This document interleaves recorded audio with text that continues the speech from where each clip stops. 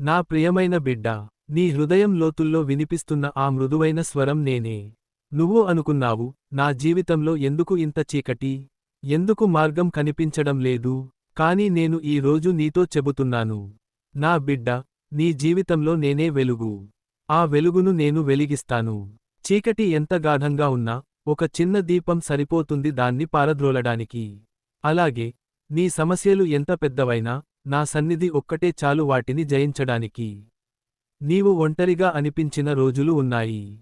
నిన్ను అర్థం చేసుకోలేని వారు ఉన్నారు.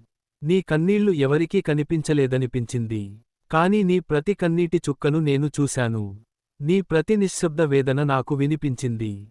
బిడ్డా, నీ గతం చీకటిగా ఉండొచ్చు. నీ వర్తమానం అయోమయంగా ఉండొచ్చు. కాని నీ భవిష్యత్తు నా చేతిలో ఉంది. నేను నీకు చెప్పుతున్నాను. నీ ఇంటిలో శాంతి వెలుగుతుంది. నీ కుటుంబంలో ప్రేమ మళ్లీ వెలుగుతుంది. నీ ఆర్థిక పరిస్థితిలో మార్పు వస్తుంది. నీ ఆరోగ్యంలో బలము వస్తుంది. నీ మనసులో ధైర్యం పుడుతుంది. నీ అడుగులు తడబడుతున్నాయా? నేను నీ చేయి పట్టుకొని నడిపిస్తాను.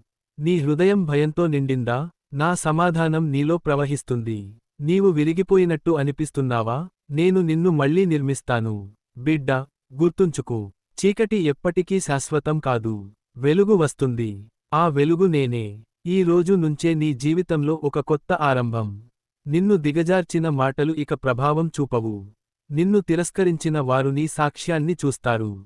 నిన్ను చిన్నచూపు చూసిన వారు నీ ఎదుగుదలను చూస్తారు.